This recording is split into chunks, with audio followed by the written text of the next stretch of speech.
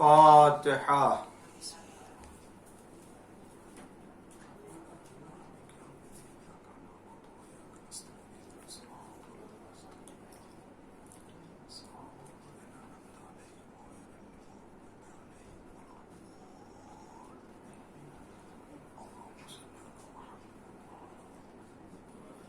أعوذ بالله السميع العليم من الشيطان اللعين الرجيم. بسم الله الرحمن الرحيم. الحمد لله المعروف من غير رؤية، والخالق من غير منصبة. خلق الخلائق بقدرته، واستعبد الأرباب بعزته، وسعد العظماء بجوده. والصلاة والسلام والتحية والإكرام على البشير النذير السراج المنير، حبيب الله العالمين أبي القاسم محمد وعلى آله الطيبين الطاهرين المعصومين المظلومين المنتخبين المنتجبين الغر الميامين، الذين أذهب الله عنهم الرجس وطهرهم تطهيرا. اللهم صل على محمد. لا سيما الإمام المبين بقية الله في الأرضين، الحجة الثاني عشر والمهدي المنتظر، عجل الله تعالى فرجه الشريف. اللهم لعن أول ظالم ظلم حق محمد وآل محمد، وآخر تابع له على ذلك. اللهم لعن العصابة التي جاهدت الحسين وشايعت وبايعت وتابعت على قتله. اللهم لعنهم جميعا. أما بعد، فقد قال الله الحكيم في قرآن الكريم وقوله الحق. بسم الله الرحمن الرحيم. فبشر عباد الذين يستمعون القول فيتبعون أحسنا، أولئك الذين هداهم الله وأولئك هم أولو الألباب. صلوات پڑھ دیجئے محمد وآل محمد. سورہ زمر کی آیہ کریمہ ہے 17 اور 18 نمبر کی، جس کی تلاوت کا شرف حاصل کیا میں نے، اور جس آیہ کریمہ کو میں نے اپنے مجلس کے لیے عنوان قرار دیا ہے. یہ عشر مجالس کی تیسری مجلس ہے جو اسلام اور اسلام میں بحث اور گفتگو کی آزادی کے سلسلے میں، کہ اسلام میں کس حد تک ہمارے لیے حقائق سے آشنائی کے لیے اور حق کے تلاش کے لیے اجازت دی گئی ہے کہ ہم بحث کریں، تحقیق کریں، جستجو کریں، اور جب ہمیں تمام باتوں میں سے ایک ایسی بات کہ جو حق بات لگے، قرآن حکم دیتا ہے کہ یہ صاحبان عقل وہ ہیں اور جن کی اللہ نے ہدایت کی ہے، یہ وہ ہیں کہ جو حق بات کو تسلیم کر لیتے ہیں اور اس کی پیروی کرتے ہیں۔ آیہ کریمہ کے ذیل میں نے آزادی بیان اور آزادی بحث و گفتگو کے سلسلے کی میں نے جو باتیں آپ کی خدمت میں عرض کی وہ یقیناً آپ کے اذہان عالیہ میں محفوظ ہوں گی کہ صدر اسلام سے لے کر کے آج تک کے زمانے میں توحید خدا کے ایک ہونے کی گفتگو، اگرچہ اس بحث میں ان تمام بحثوں کو بھی شامل کیا جاتا ہے کہ جو آج کے زمانے میں خدا یا کسی بھی زمانے میں وہ خدا کہے جانے کے لائق نہیں تھے، بلکہ ہم ان قوموں کو بھی شامل کر لیتے ہیں کہ جو ہمارے خدا کے علاوہ اور دوسرے خدا کو مانتے ہیں، مگر پھر بھی ہم اسے اختلاف اور انتشار کا سبب قرار دے کر کے بحث کا دروازہ بند نہیں کر دیتے۔ اسی طریقے سے نبوت کے سلسلے کی بحث کو بھی ہم احتمال اختلاف و انتشار کی بنیاد پر ہم اس بحث کو نہیں بند کرتے اور نہ اس کے دروازے کو بند کرتے ہیں۔ اسی طریقے سے امامت اور خلافت کی بحث کا دروازہ بھی ہر دور میں اگر نہیں کھلا رہے گا تو حق اور باطل کے درمیان تمیز نہیں ہو سکے گی۔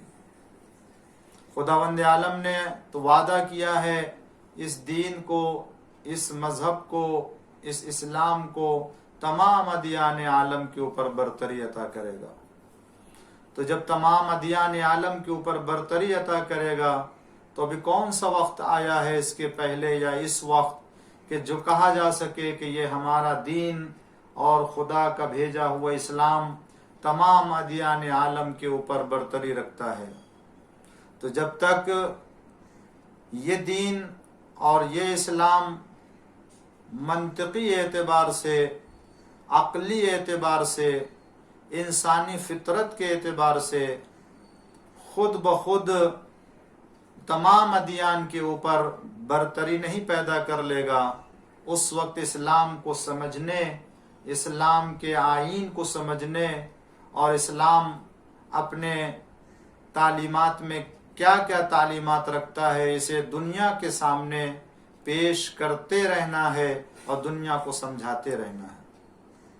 اسی طرح سے خود دین اسلام میں اگر مختلف مذاہب اور مختلف فرقوں کے درمیان فکری اعتبار سے، اعتقادی اعتبار سے نظریات پائے جاتے ہیں تو پھر ایک نظریہ ہی ہو سکتا ہے جو خدا تک صحیح طور سے پہنچا سکتا ہے اور جنت تک پہنچا سکتا ہے۔ تو وہ ایک کون سا نظریہ اور وہ کون سا عقیدہ ہے؟ تمام ملت کو اور تمام مسلک کو بھی بیٹھ کر کے انہیں سر جوڑ کر کے فکر کرنا ہے، بحث کرنا ہے، علمی اعتبار سے، منطقی اعتبار سے استدلال کرنا ہے، اور ان تمام مباحث میں جو صحیح بحث، جو صحیح فکر کہہ لیجئے، جو صحیح راستہ ہو سکتا ہے جنت کی طرف لے جانے کا، اس راستے کا انتخاب کیا جائے گا۔ خدا اسی کے بارے میں فرماتا ہے جب تمہیں چند باتوں میں سے، چند راہوں میں سے، چند فکروں میں سے اگر جو کوئی صحیح فکر لگتی ہے تو یہ وہ لوگ ہیں کہ فَيَتَّبِعُونَ أَحْسَنَ، ان تمام متضاد فکروں میں سے احسن اور بہتر جو فکر ہوتی ہے اس کا انتخاب کر لیتے ہیں، اور انہی کو اللہ تعالیٰ صاحب ہدایت کہتا ہے۔ ورنہ اگر یہ صحیح فکر کا انتخاب کرنے والا نہیں ہوگا بلکہ وہ اپنی غلط فکر کو بھی لے کے چلے گا، صحیح فکر کو بھی لے کے چلے گا، تو یہ انسان دنیا میں بھی گمراہ کہا جائے گا اور آخرت میں بھی گھاٹا اٹھانے والوں میں سے ہوگا۔ ایک مل جل کر کے صلوات پڑھ دیجئے محمد و آل محمد پر۔ اور اس ضمن میں لیکن ناظرین کرام اس بات کا خیال رہے کہ وہ چاہے یہ بحث و گفتگو کا دروازہ ہمارے لیے اسلام میں غیر اسلام اور غیر مسلمانوں کے سامنے دروازہ کھولا جا رہا ہو، یا خود مسلمانوں کے درمیان میں بحث و گفتگو کا دروازہ کھولنے کی بات ہو، اور اعتقادات کے سلسلے میں مختلف افکار اور مختلف مکاتب کے درمیان میں بحث کا مسئلہ ہو، لیکن ہمیں کبھی بھی کسی بھی دین کے مقدسات کی توہین کرنے کی اجازت نہیں دی گئی ہے، اور نہ ہم کسی مذہب کے، نہ کسی دین کے، نہ کسی آئین کے تقدس کو پامال کرنے کی اجازت رکھتے ہیں۔ ہم کسی دوسرے کے مقدسات کو توہین کرنے یا انہیں رسوا کرنے کا ہمیں مجاز نہیں ہے کسی بھی شکل میں۔ ہاں، تم بحث کرو، گفتگو کرو، ہم بھی تمہارے آئین کو سمجھتے ہیں اور تم بھی ہمارے آئین کو سمجھو، ہماری فکر کو سمجھو، ہم بھی تمہاری فکر ہو۔ جب تک گفتگو نہ ہوگی، جب تک بحث نہ ہوگی، جب تک آپس میں بیٹھ کر کے نظریات کا تبادلہ نہیں ہوگا، اس وقت تک مختلف فکروں کے درمیان سے بہترین اور احسن فکر کا انتخاب کیسے ہوگا؟ یہ بہترین گفتگو کا انتخاب اور بہترین راستے کا انتخاب بتاتا ہے کہ جب مختلف فکریں پیش کی جائیں گی اور مختلف عقائد ایک دوسرے کے بارے میں گفتگو کریں گے، تب جا کے احساس ہوگا کہ کون سا عقیدہ کس دلیل کی بنیاد پر ہے اور کون سی فکر کس دلیل کی بنیاد پر ہے۔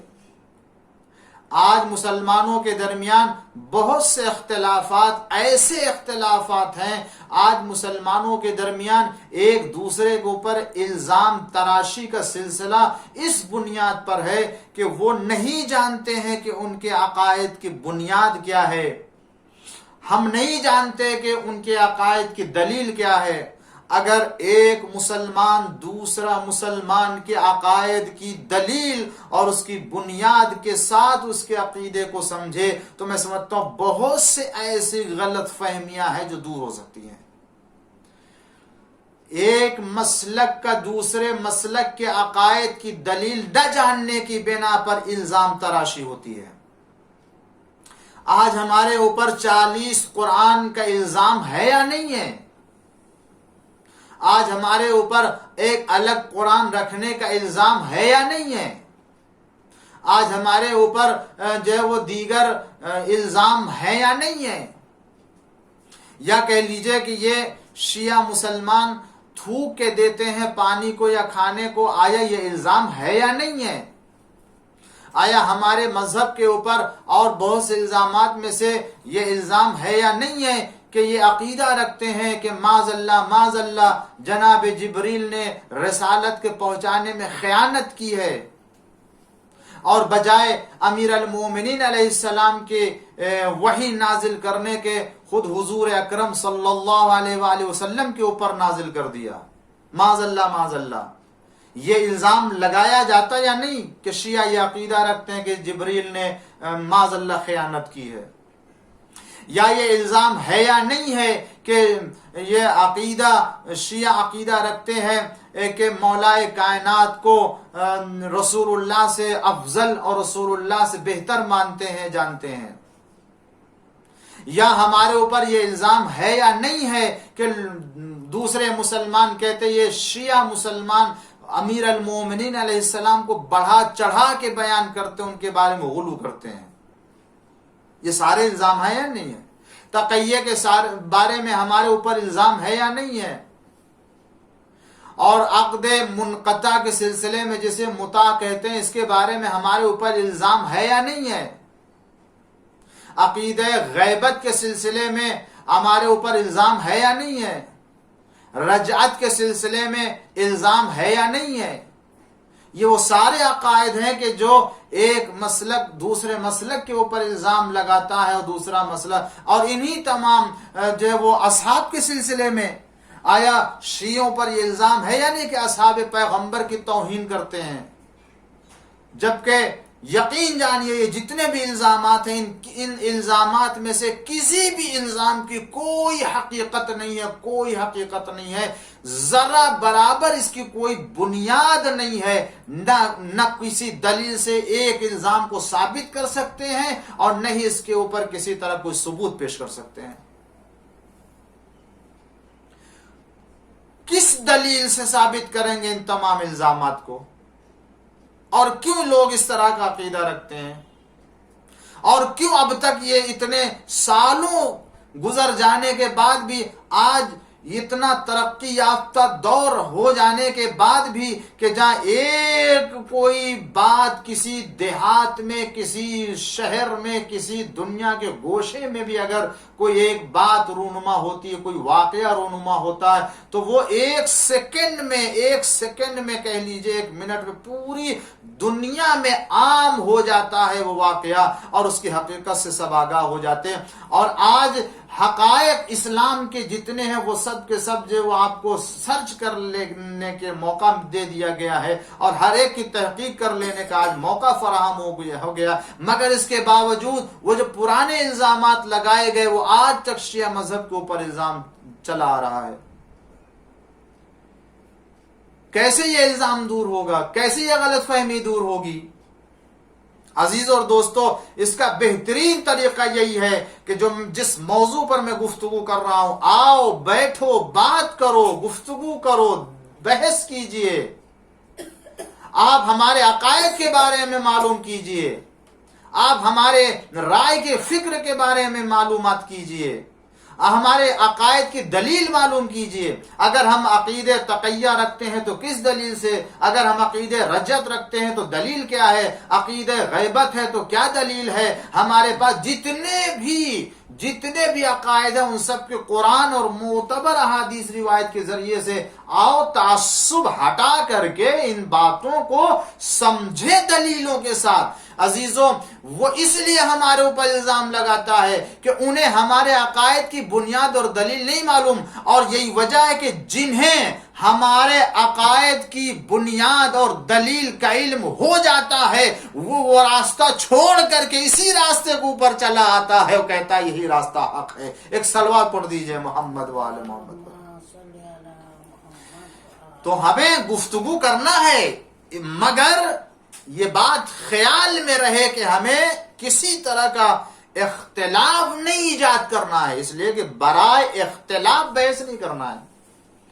افہام و تفہیم کی منزل میں، سمجھنے اور سمجھانے کی منزل میں، تلاش حق کے سلسلے میں، حقیقت سے آشنا ہونے کے لیے، یقین اور مستحکم عقیدہ پیدا کرنے کے لیے ہمیں بحث کرنا ہے، اور اس طرح کی بحث میں کسی طرح کے کوئی انتشار نہیں ہوتا ہے۔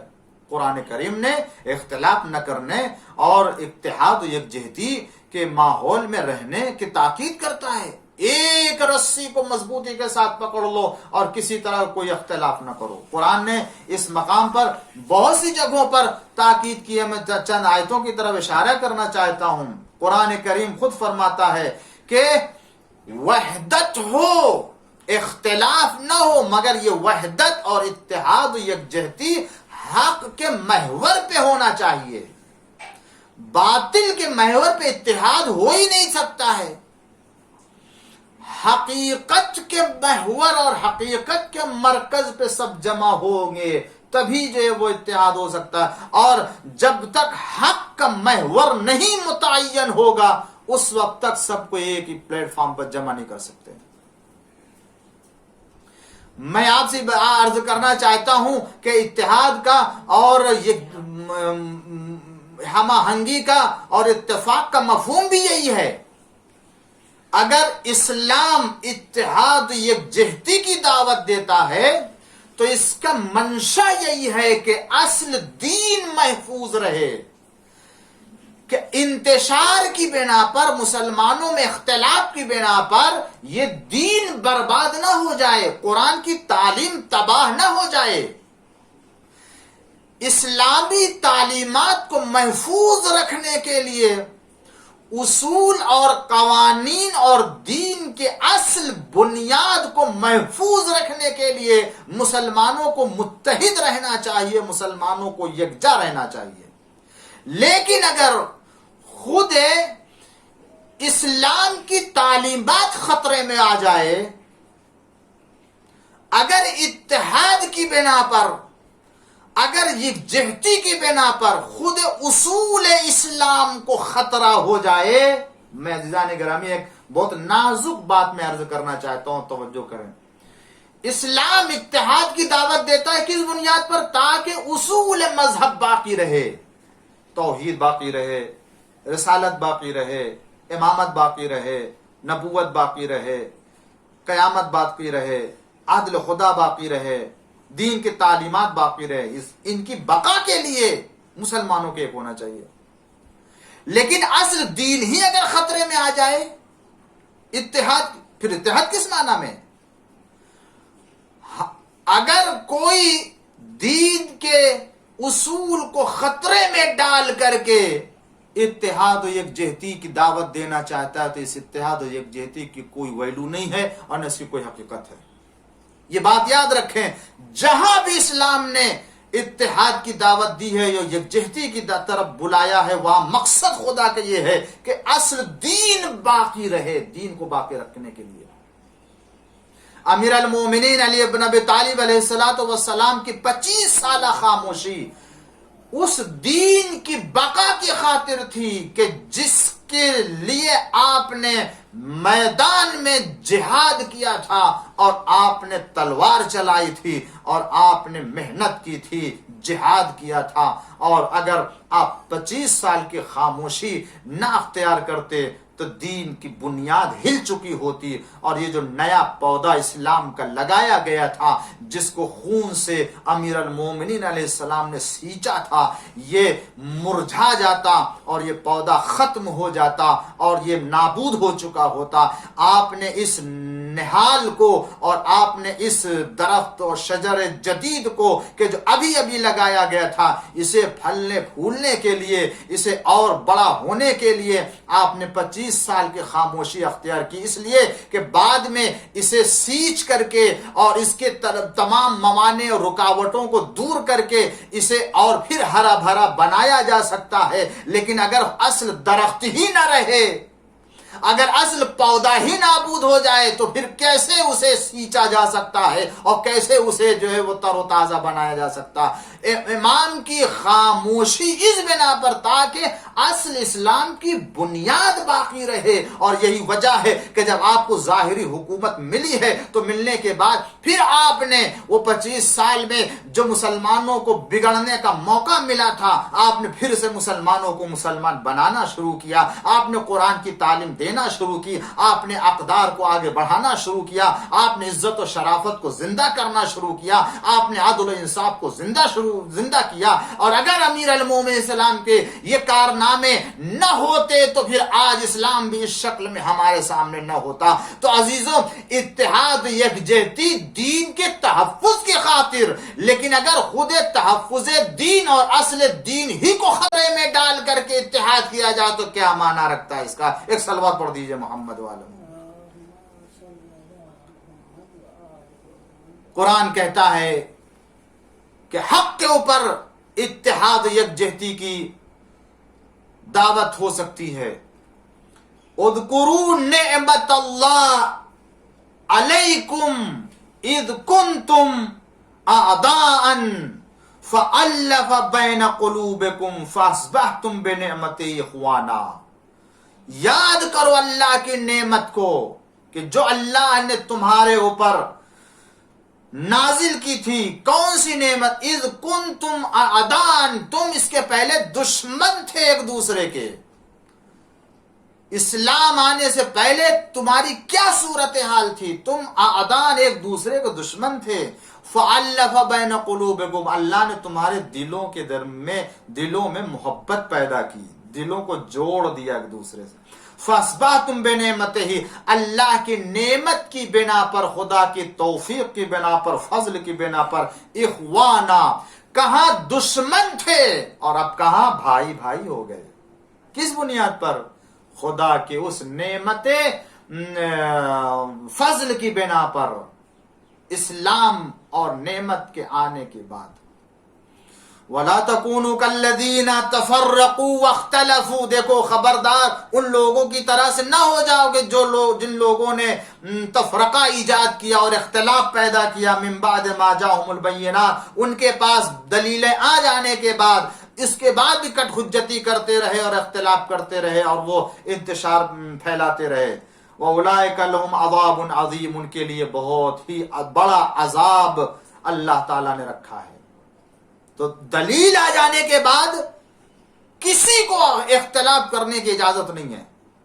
دلیل، استدلال، گفتگو کرو، بحث کرو، مگر دلیل آ جانے کے بعد پھر نصارائے نجران کی طرح سے نہیں کٹ حجتی کرنے لگے، بلکہ تسلیم ہو جاؤ، دلیل کے سامنے تسلیم ہو جاؤ۔ دلیل نہیں سمجھ میں آتی تو دلیل کا کاٹ پیش کرو، پھر دلیل دی جائے گی، مگر جب دلیل کے کوئی جواب نہ ہو تو پھر تسلیم ہو جاؤ۔ انما المؤمنون اخوہ، مومنین آپس میں بھائی ہیں، صاحبان ایمان آپس میں بھائی بھائی ہے، دشمن نہیں ہے۔ اور جب بھائی بھائی ہے تو جو اخوت کے تقاضے ہیں اور جو اخوت کے حقوق ہیں انہیں ادا کرنا چاہیے۔ پھر اس کے بعد اللہ ایک دوسری آیت میں ان الذین فرقوا دینہم وکانوا شیعا لست منہم فی شیء، جن لوگوں نے دین کو جو وہ منتشر کر دیا اور وہ فرقے میں بڑھ گئے، آپ ان کے ذمہ دار نہیں ہیں اے پیغمبر، یہ انہوں نے اختلاف کیا، انہوں نے دین کو برباد کر دیا، دین کو منتشر کیا، الگ الگ مسلکوں میں بڑھ گئے، الگ الگ فکروں میں بڑھ گئے۔ آپ کا لست منہم فی شیء، لست منہم فی شیء، آپ ان کے لیے پریشان نہ ہو۔ وَاعْتَصِمُوا بِحَبْلِ اللَّهِ جَمِيعًا وَلَا تَفَرَّقُوا، اے لوگو مضبوطی سے اللہ کی رسی کو پکڑ لو اور آپس میں تفرقہ نہ ڈالو۔ انہی تمام تاکید کے باوجود اللہ فرماتا ہے ایک پلیٹ فارم پر جمع ہو، اختلاف نہ کرو، اللہ کی رسی کو مضبوطی سے پکڑ لو۔ وَلَا تَنَازَعُوا فَتَفْشَلُوا وَتَذْهَبَ رِيحُكُمْ، دیکھو آپس میں جھگڑا نہ کرنا، اختلاف نہ کرنا، ورنہ کمزور ہو جاؤ گے، فَتَفْشَلُوا، کمزور ہو جاؤ گے، اور وَتَذْهَبَ رِيحُكُمْ، اور جو تمہاری ہیبت ہے وہ تمہارے درمیان سے نکلتی جائے گی، چلی جائے گی، ختم ہو جائے گی، ابوہت جو تمہارے اندر وہ ختم ہوتی جائے گی۔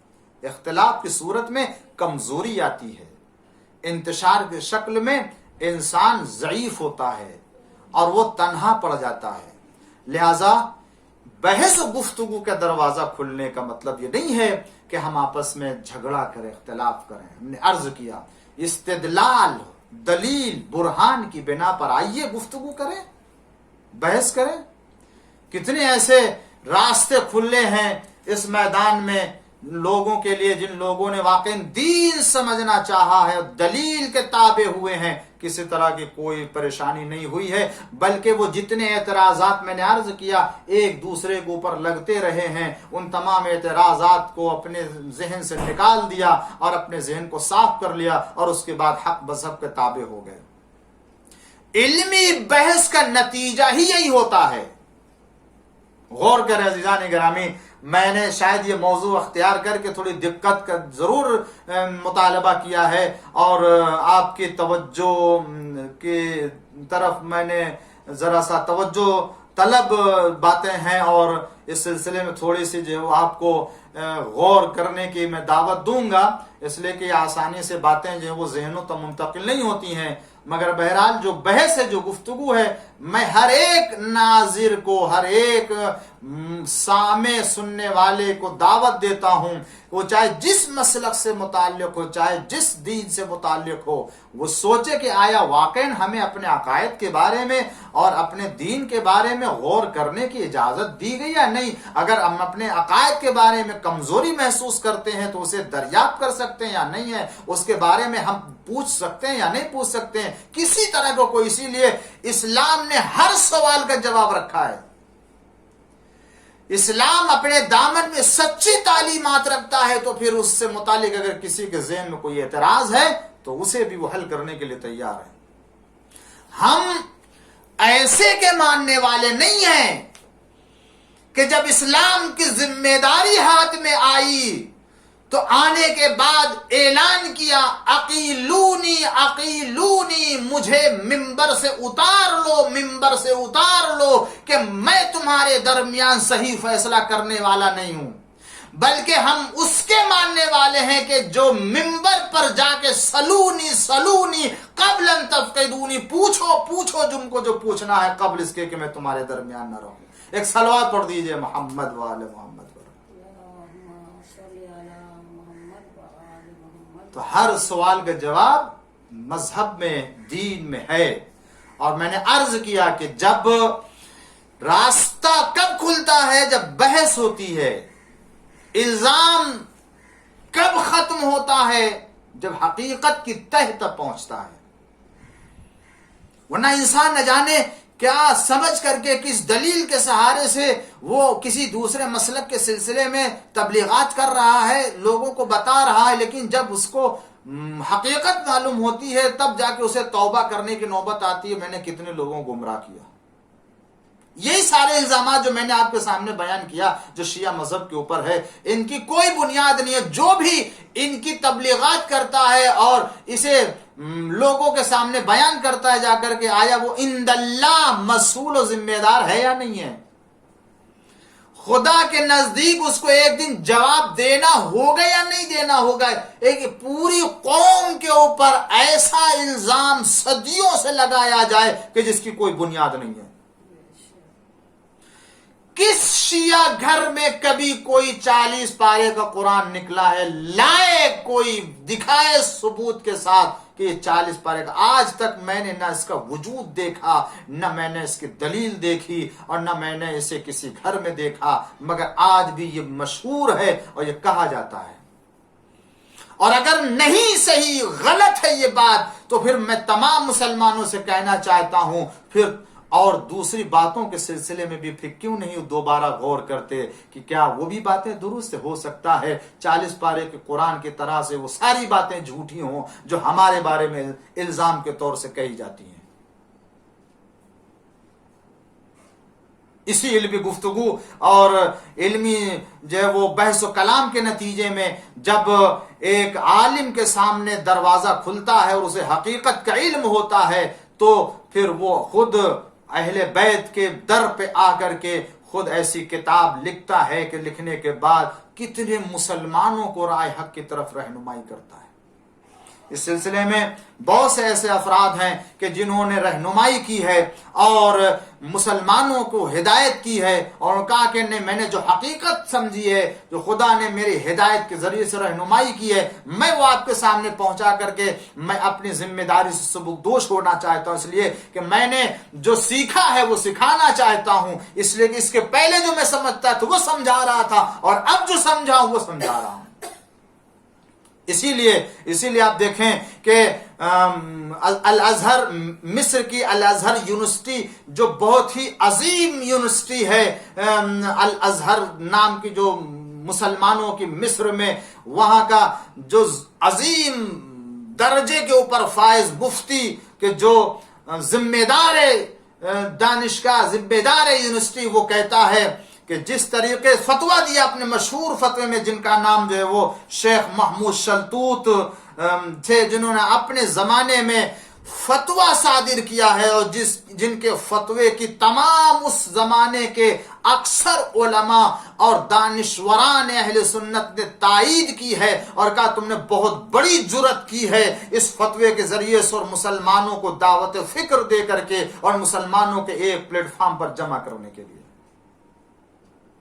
شیخ محمود شلتوت جو الازہر مصر کی یونیورسٹی کے ذمہ دار کی حیثیت سے، انہوں نے فتویٰ کیا دیا مطالعہ کرنے کے بعد اپنے زمانے میں، تمام فقہ کا مطالعہ کرنے کے بعد انہوں نے جب شیعہ فقہ کا مطالعہ کیا، جب انہوں نے شیعہ اثنا عشری مذہب اہل بیت علیہ السلام کے فقہ کا مطالعہ کیا، تو انہوں نے فتویٰ دیا کہ جو اعتبار مذاہب اربع کا ہے وہی اعتبار مذہب جعفری کا بھی ہے اور فقہ جعفری کا بھی ہے. اگر ایک مسلمان شافعی مذہب کے فقہ پر عمل کر کے اپنے کو اللہ کے نزدیک سبکدوش سمجھتا ہے تو اسی طریقے سے فقہ جعفری کے اوپر بھی عمل کر کے وہ مسلمان ہو سکتا ہے اور اپنے فقہی تقاضوں کو پورا کر کے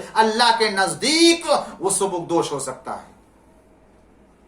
کہ آج تک کسی نے بھی اس مذہب کو، اس دین کو فقہ کے مقابلے میں، دیگر مذاہب کے مقابل میں نہیں سمجھا تھا کہ اسے بھی ایک فقہ کا حصہ سمجھا جائے، مگر امام جعفر صادق علیہ السلام کی طرف منسوب فقہ کو جو مذہب اہل بیت کی فقہ تعلیمات ہے، ان تمام تعلیمات کے اوپر عمل کرنے کو ایک مسلمان کو اجازت دی، دعوت دی کہ اس میں کوئی فرق نہیں ہے، چاہے وہ مذہب جعفری کے اوپر عمل کرے یا دوسرے مذہب کے فقہ کے اوپر عمل کرے. یہ الگ بات ہے کہ ہمارا فقہ جعفری جو فقہ محمد صلی اللہ علیہ وآلہ وسلم ہے، فقہ اہل بیت علیہ السلام تمام فقہ سے منفرد ہے، تمام فقہ سے ممتاز ہے، بلکہ یہی اصل فقہ ہے کہ جس مکتب کے شاگردوں نے بنایا جا کر کے دوسرے فقہ کے مذہب کو، ورنہ اس کے علاوہ کوئی، اس لیے کہ یہ محافظ شریعت ہیں. اہل بیت علیہ السلام پیغمبر ہی کی لائی ہوئی فقہ و شریعت کے تابع ہیں اور اس کے محافظ ہیں، اس کے بیان کرنے والے ہیں. لہٰذا یہ فقہ جعفری یعنی فقہ پیغمبر ہے، شریعت پیغمبر ہے جس کو بیان کیا گیا. مگر یہ عرض کرنا چاہتا ہوں کہ جب قریب سے فقہ جعفری کا مطالعہ کیا تب ان کے سمجھ میں آیا کہ اس کے جتنے بھی فقہی بنیاد ہیں وہ قرآن اور احادیث کی بنیاد پر ہیں. اور جب سمجھ لیا ایک فہیم نے، ایک دانش مند نے، تو پھر اس کی یہ ذمہ داری بن گئی کہ ہم اعلان کر دیں کہ فقہ جعفری بھی قرآن و حدیث کی روشنی میں مرتب کیا گیا ہے، اپنے رائے اور نفس کے خواہشات کی بنیاد پر نہیں ہے. ایک صلوات پڑھ دیجئے محمد و آل محمد پر. پھر اس کے بعد جس کی تائید کی ہے تمام علماء نے، شیخ اظہر یعنی خود ڈاکٹر محمد فہام نے بھی اپنی تقریض میں محمد شلتوت کے فتوے کی جو ہے وہ تائید کی ہے اور ان کے نظریے کی تائید کرتے ہوئے ان کی تعریف کی. اسی طریقے سے شیخ محمد غزالی نے، انہوں نے بھی اپنے اس بزرگ کے فتوے کی تائید کی. عبد الرحمن نجار نے بھی ان کے فتوے کی تائید کی. استاد احمد نے بھی اس کی تائید کی. شیخ محمد ابو زہرہ نے بھی تائید کی. استاد محمود سرطاوی نے بھی تائید کی. ڈاکٹر حامد حنفی نے بھی تائید کی. اور جتنے بھی اس طرح کے، ڈاکٹر عبد الرحمن کیالی نے کہ جو حلب کے مشہور ترین شخصیت مانی جاتی ہے، استاد ابو الوفا غنیمی تفتازانی نے بھی جو اس فلسفہ اسلامی کے ٹیچر ہیں، خود الازہر یونیورسٹی میں وہ خود جو ہے وہ مشرق و مغرب کے تمام بحث کرنے والوں میں سے، اور جدید و قدیم کے تمام بحث کرنے والوں کے نقاد مانے جاتے ہیں. اور ان تمام چیزوں کا مطالعہ کرنے کے بعد جب فتویٰ دیکھا ان کا تو کہا یہ حقیقت کے اوپر مشتمل ہے اور یہ بہت بڑی جرأت ہے اور یہ بہت بڑی ہمت ہے کہ مسلمانوں کو یہ اجازت دے دینا اور مسلمانوں کے درمیان اتحاد اور اتفاق کے فضا کو قائم کرنا کہ یہ بھی ایک مذہب ہے اسلام کے مذاہب کی طرح سے جس طریقے سے دیگر اسلام کے مذاہب مانے جاتے ہیں. اگر اسی طریقے سے، اگرچہ ہمارا اختلاف اس سلسلے میں ہے، نظریاتی اختلاف، کہ یہ فقہ جعفری فقہ شافعی کی طرح سے نہیں ہے، فقہ حنفی فقہ جعفری کی طرح نہیں ہے، فقہ حنبلی فقہ جعفری کی طرح نہیں ہے، فقہ جو ہے وہ حنفی فقہ جعفری کی طرح نہیں ہے. فرق ہے دونوں میں، اور فرق اتنا ہی ہے، یہ کہہ لیجئے کہ جتنا فرق اصل میں اور نقل میں ہوتا ہے اتنا ہی فرق ان فقہوں میں بھی پایا جاتا ہے کہ فقہ جعفری اصل فقہ کو کہتے ہیں اور اس کے بعد جو دیگر فقہ پائے جاتے ہیں وہ اسی فقہ سے نکل کر کے اپنے راستے بدل لیے اور اپنے راستوں میں دوسری چیزوں کو شامل کر لیا ہے. لیکن بات جو ہے وہ یہ کہ علمی نقطہ نگاہ سے اگر بات دیکھی جائے تو بہت حد تک دوریاں قربت میں بڑھ سکتی ہیں اور بدل سکتی ہیں، جس طرح سے یہ عالم بزرگوار نے چاہا ہے کہ اس طرح سے ان مسلمانوں کے درمیان میں اختلافات کو دور کیا جائے اور اختلافات کو برطرف کیا جائے۔ ناظرین کرام اور سامعین محترم، میں نے آپ کے سامنے جو باتیں پیش کی ہیں، یہ باتیں للہ میں نے کسی اور غرض کے لیے یا کسی اور مقصد اور ہدف کی خاطر نہیں بحث کی ہے۔ میری بحث کا مقصد صرف یہ ہے کہ ان بحثوں کی طرف ہم اور ان حقائق کی طرف مسلمانوں کو دعوت دے سکوں کہ بغیر کسی تعصب کے، بغیر عناد کے، بغیر دشمنی کے مسلمان ایک دوسرے کے عقائد کے سلسلے میں دلیل طلب کرے، مانگے اور وہ سمجھے کہ تمہارے عقیدے کی دلیل کیا ہے۔ بعد میں سمجھ میں آتا ہے، قبول کر لے، جس طرح سے خدا فرماتا ہے کہ کیا فرماتا ہے؟ فَبَشِّرْ عِبَادَ الَّذِينَ يَسْتَمِعُونَ الْقَوْلَ، پیغمبر ان لوگوں کو بشارت دے دیجئے کہ جو لوگ باتوں کو سنتے ہیں فَيَتَّبِعُونَ أَحْسَنَا، اور جب اچھی بات لگتی ہے تو اسے قبول کر لیتے ہیں۔ میں بھی یہی کہتا ہوں، مختلف عقائد اور مختلف فکر کی دلیل پیش کیجئے، ہم بھی آپ سے دلیل مانگتے ہیں، آپ بھی ہم سے دلیل مانگیے، اور ان دلیلوں میں جو سب سے عمدہ دلیل ہو، علمی بنیاد پر، عقلی بنیاد پر، ان دلیلوں کا اتباع کیا جائے اور غیر حقیقی اور غیر واقعی اعتقادات کو دور کر دیا جائے اور انہیں چھوڑ دیا جائے، اور اللہ جو چاہتا ہے اس کے اوپر عمل کرے۔ اللہ کیا چاہتا ہے؟ اللہ چاہتا ہے ایک مسلمان بن کر کے، بھائی بھائی مسلمان بن کر کے اس کی عبادت کی جائے، اس کی پرستش کی جائے۔ اختلاف کی شکل میں یا فقہوں کے انتشار کی شکل میں یا الگ الگ راستے اختیار کر کے خدا کی عبادت نہیں کی جائے گی۔ اللہ چاہتا سب ایک، اس لیے کہ وہ ایک خدا کے پیدا کیے ہوئے ہیں۔ جب ایک خدا کے پیدا کیے ہوئے ہیں تو پھر وہ چاہتا ہے کہ ایک ہی انداز سے اور ایک ہی طریقے سے اس کی عبادت کی جائے۔ اللہ تعالی جو چاہتا ہے وہ ہونا چاہیے، جو ہم چاہتے ہیں وہ نہیں ہونا چاہیے۔ اللہ چاہتا ہے تم آپس میں اختلاف نہ کرو، انتشار نہ کرو، تم اتحاد و یکجہتی کی فضا قائم کرو، اور اتحاد و یکجہتی کی فضا قائم کر کے دین کے اوپر عمل کرو، دستور کے اوپر عمل کرو۔ تب دیکھو کتنے سارے مسائل ہیں کہ جو حل ہو سکتے ہیں، کتنے سارے مسائل ہیں جو مشکلات کے گرفتار ہیں، وہ سارے مسائل جو ہے وہ حل ہو سکتے ہیں۔ اور اگر واقعی طور سے ایک پلیٹ فارم پر جمع ہونا ہے اور اتحاد و یکجہتی کی فضا قائم کرنا، تو یاد رکھیے سوائے محمد اور آل محمد کے کوئی دوسری شخصیت نہیں ہے، نہ کوئی ذات ہے کہ جس کی بنیاد پر ساری انسانیت کو اکٹھا کیا جا سکے۔ اس لیے کہ سارے انسان کو اگر ایک جگہ جمع کرنا ہے تو اس کے لیے محور ہونا چاہیے، اور وہ محور ایسا مضبوط محور ہو کہ جس کے دامن کردار میں کوئی داغ نہ ہو، کسی طرح کے کوئی نقص نہ پایا جاتا ہو، کسی طرح کی کوئی عیب نہ پایا جاتا ہو، اور اگر ایسا کوئی کردار پایا جاتا ہے تو وہ سوائے کردار آل محمد کے کوئی دوسرا کردار نہیں۔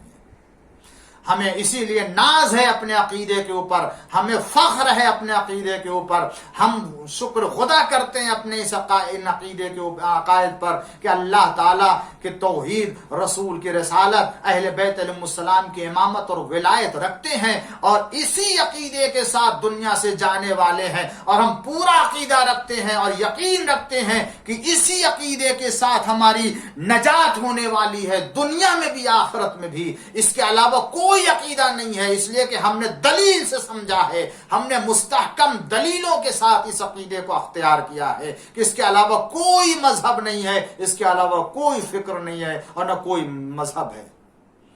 اسی لیے تاریخ اٹھا کے دیکھ لیجئے، ہم نے قربانیاں دی ہیں اس عقیدے کی خاطر، ہمارے بچے مارے گئے، ہمارے جوانوں کو مارا گیا، ہمارے گھر کو آباد کیا گیا، ہمارا سر قلم کیا گیا، ہمارے خاندان کو تباہ کیا گیا، ہم نے ہر تباہی برداشت کر لی اور ہر مشکل گوارا کر لی، مگر دامن اہل بیت سے ایک لمحے کے لیے جدائی برداشت نہیں کی۔ کیوں؟ اس لیے کہ اگر اس دامن سے جدائی اختیار کر لی جائے تو پھر ہلاکت و نابودی تو ہونے ہی والی ہے۔ وہ ہلاکت و نابودی ہمیشہ کی ہلاکت کہی جائے گی کہ جہاں جہنم کا عذاب ہے، جہاں خداوند عالم کا عقاب ہے، پھر اس کے بعد انسان کو گمراہی ہی گمراہی ملنے والی ہے، کہیں بھی اسے ہدایت نہیں ملنے والی۔ اس لیے اگر مارا جانا ہے، اگر دنیا سے قتل، دنیا سے اگر جو ہے وہ تکلیفوں کے ساتھ ہمیں دنیا سے اٹھایا جا رہا ہے یا دنیا میں ہمیں پریشان کیا جا رہا ہے، اسی عقیدے کی بنیاد پر ایک دن دنیا سے جانا ہے، مگر ہم دامن اہل بیت کو لے کر کے جائیں گے۔ اور خدا سے یہی دعا کرتے، پروردگار ہماری ایک سانس جو آخری سانس ہو زندگی کی، وہ آخری سانس بھی محبت اہل بیت اور دامن قرآن کے ہمراہ ہو، کہ ایک لمحے کے لیے نہ قرآن سے جدا ہو پائیں اور نہ ہی اہل بیت کے دامن سے اور ان کی تعلیمات سے الگ ہو سکیں۔ یہی درس دیا اہل بیت نے، یہی درس دیا اہل بیت کے در سے منسلک ہونے والوں نے، یہی امامت کا عقیدہ تھا اور یہی اہل بیت کے مذہب سے وابستگی تھی، جس کی بنیاد پر کربلا میں اہل بیت کی مدد کرنے کے لیے امام حسین علیہ السلام کے ساتھ آئے تھے اصحاب امام حسین، جو یہ سمجھ رہے تھے کہ ہم یہاں آئے ہیں جان قربان کرنے کے لیے۔ ہمیں معلوم ہے کہ ہم اپنے گھر کے زمین سے محروم ہو جائیں گے، ہم اپنی جائیداد سے محروم ہو جائیں گے، اپنے بچوں سے محروم ہو جائیں گے، اپنے بیویوں سے محروم ہو جائیں گے، اپنے اولاد سے محروم ہو جائیں گے، دنیا کی تمام نعمتوں سے محروم ہو جائیں گے۔ لیکن دنیا کی تمام نعمتیں جس نعمت کی بنا پر ہے، اگر اس کو ہم نے اپنے ہاتھ سے چھوڑ دیا تو دنیا کی کوئی نعمت ہمیں نہیں ملنے والی۔ اسی لیے حسین ابن علی نے آواز دی تھی، عمر سعد سے کہا تھا کہ اگر تو نے میری مدد نہیں کی تو دیکھ تو جس کام کے لیے جا رہا ہے تجھے نہ رے کی حکومت ملنے والی ہے اور نہ ہی رے کا گندم کھانے والا ہے، اس لیے کہ تو اس نعمت کو چھوڑ رہا ہے جس کو اللہ نے دنیا والوں کے لیے قرار دیا ہے کہ جسے چھوڑ دیا تو دنیا کی تمام نعمتوں سے محروم ہو جائے گا۔ یہی وجہ ہے کہ جب حسین شہید کر دیے گئے تو عمر سعد نے دیکھ لیا اپنی زندگی میں حسین ابن علی نے جو بات کہی تھی وہ سچ کہی تھی، رے کی حکومت بھی نہیں گئی اور وہ رے کے گندم سے بھی محروم ہو گیا اور آخر کار وہ ہلاک ہو گیا، مارا گیا، مختار کے فوج کے ذریعے سے وہ بھی قتل کر دیا گیا۔ کیا ملا؟ نہ دنیا ملی نہ آخرت ملی، مگر جو لوگ حسین کے ساتھ آئے تھے آج دیکھیے کس آن بان سے ان کا تذکرہ دنیا میں محرم کے ایام میں اور محرم کے علاوہ کیا جا رہا ہے۔ یا اصحاب امام حسین شہادت کس درجے کے اوپر فائز ہیں الحمدللہ، کہ ہم آج آرزو کرتے ہیں کہ یا لیتنی کنت معہم فافوز فوزا عظیما، کاش ہم بھی کل کربلا میں ہوتے تو حسین کے اوپر اپنی جان قربان کر دیتے۔ ہاں ارباب اعظم، بس 2 منٹ کی مجلس اور مصائب کے 2 فقرے اور میں اپنی مجلس کو مکمل کر چکا ہوں۔ عزادارو، حسین نے کل کربلا میں آواز بلند کی تھی، حل من مغیث یغیثنا، حل من معین، ہے کوئی میری مدد کرنے والا، ہے کوئی جو ہمارے بارے میں اللہ سے خوف رکھے، ہے کوئی مددگار جو ہماری مدد کر کے اللہ سے اجر کا طلبگار ہو۔ اے عزادارو، کسی نے اس پر لبیک نہ کہی، اگر کسی نے کہی تو ششماہ اصغر نے لبیک کہی۔ ہاں، جنہوں نے آ کر کے حسین کی بارگاہ میں مدد کرنے کو پیش کیا، ملائکہ بھی آ گئے، مگر حسین نے کہا دیکھو دیکھو مجھے تمہارے مدد کی ضرورت نہیں ہے، میں اعجاز سے کربلا کی جنگ نہیں لڑنا چاہتا ہوں، میں تو یہ بتانا چاہتا ہوں کہ میرے اختیار میں اس وقت کیا کیا کیا ہے۔ اے عزادارو، حسین نے جہاد شروع کیا، جہاد ختم ہوا، حسین قتل کر دیے گئے۔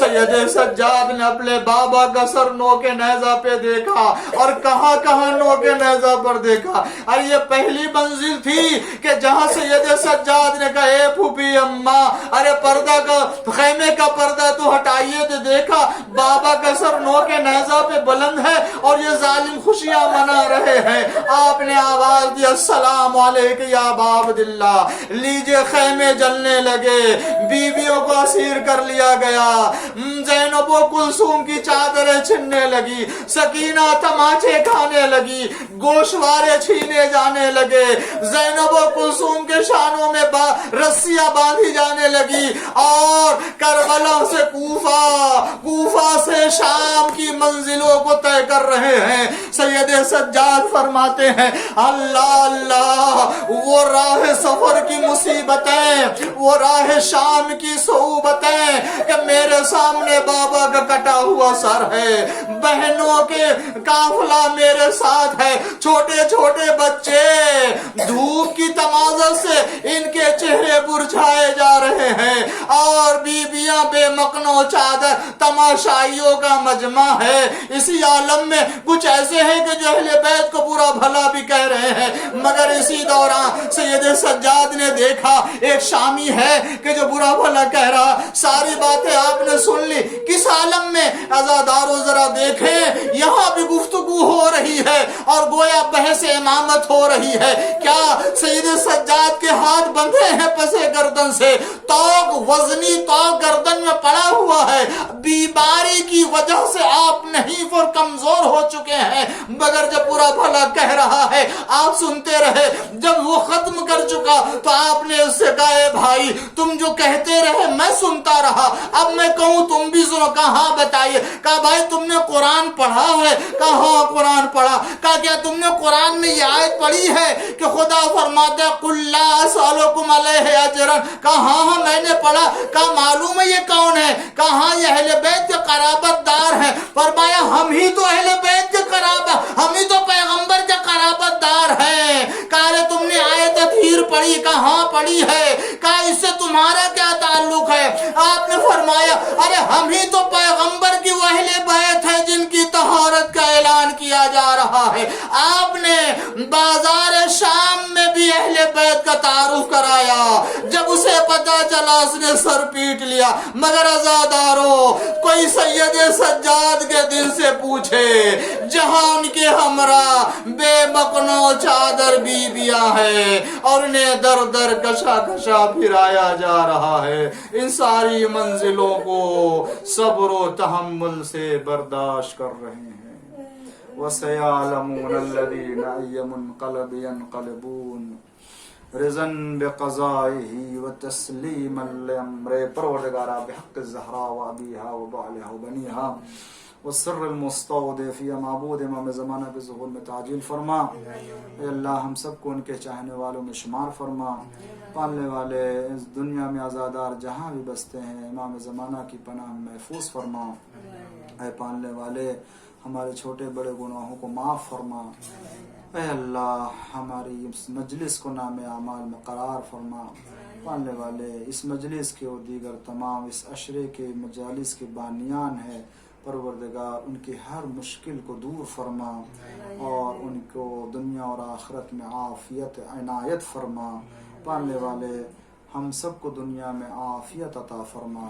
پالنے والے ہر بلا سے محفوظ فرما۔ معبود دنیا میں آخرت میں شفاعت محمد آل محمد سے سرفراز فرما، بحق محمد وآلہ الطاہرین۔